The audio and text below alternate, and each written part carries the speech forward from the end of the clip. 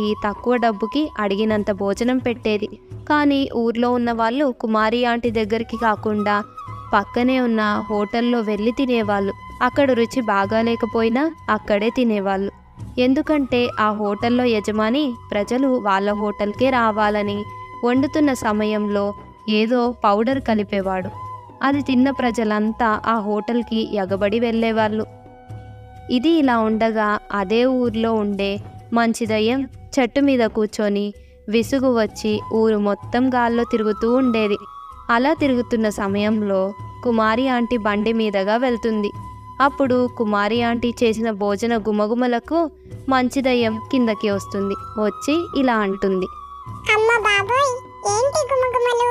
ఈ గుమగుమలకి నాకు నోరు ఊరిపోతుంది. వెంటనే వీటిని రుచి చూడాల్సిందే అని అనుకొని అక్కడే అదృశ్య రూపంలో ఉండి ఆ భోజనాన్నంతా తింటుంది. తిని